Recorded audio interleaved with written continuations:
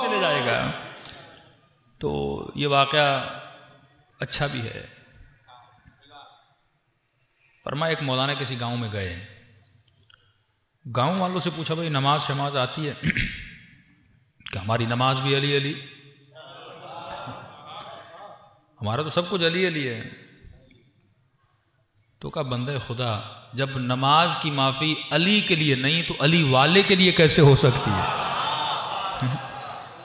اگر انسان صاحب عقل ہو، ایک دن مجھے مولا امیر کا یہ بتاؤ کہ جس میں مولا نے نماز نہ پڑھی ہو، جو امیر المومنین ہے اس پر بھی نماز واجب ہے، تجھ سے نماز کیسے معاف ہو سکتی؟ مجھے یہ لوگوں کی عقلیں مجھے سمجھ نہیں آتی. لوگوں کو سمجھایا، لوگوں نے مان لیا کہ ٹھیک ہے مولانا نماز کیسے پڑھی جاتی ہے؟ انہوں نے کہا آپ لوگوں کو وضو آتا ہے؟ کہ نہیں وضو کیا ہوتا ہے؟ اب کہتے ہیں مولانا کہ گاؤں میں 300-400 لوگ تھے، اب ایک ایک کو سکھاتا تو دن کی ساری نمازیں قضا ہو جاتی ہیں. تو ان کو کہا تمہارے گاؤں میں کوئی نہر ہے؟ وہاں آؤ میں تجھے سکھاؤں. کہاں مولانا؟ گاؤں میں سامنے ایک نہر ہے.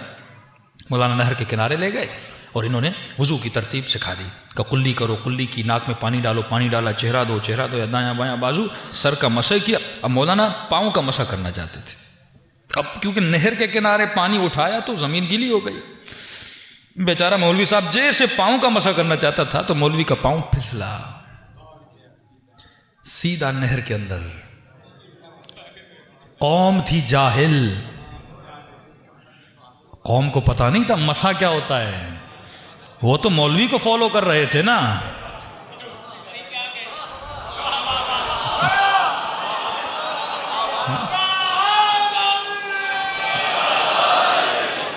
وہ تو مولوی صاحب کو فالو کر رہے تھے، اور مولوی پانی میں جیسے گرا، ان سب نے سمجھا یہ بھی وضو کا حصہ ہے. تو ساری قوم پانی کا، جب جاہل قوم کا مولوی پھسلتا ہے تو پوری قوم پھسل جاتی ہے.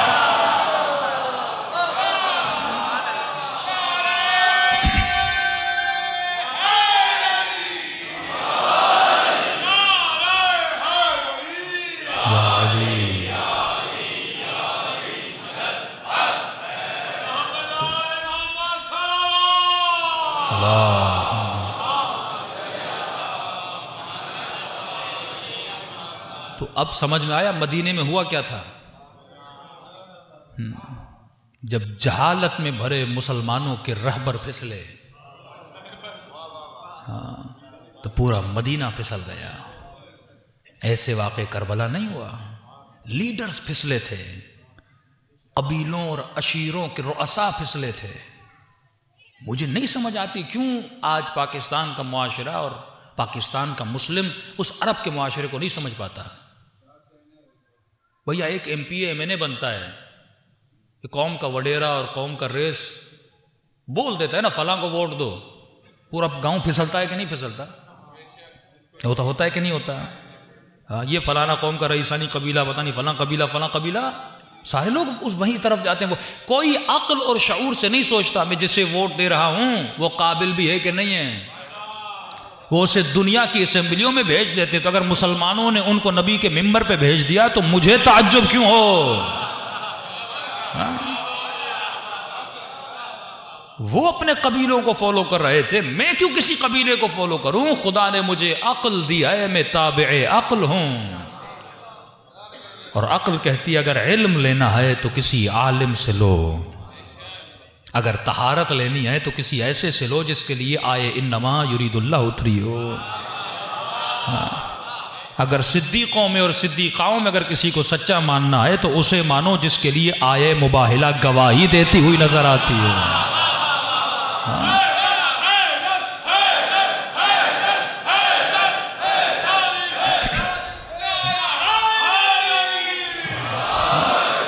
میرے لیے معیار ایک وہ عقل ہے جو خدا نے دی ہے، دوسری وہ عقل ہے جس کا نام علم وحی پروردگار عالم ہے جو قرآن ہے.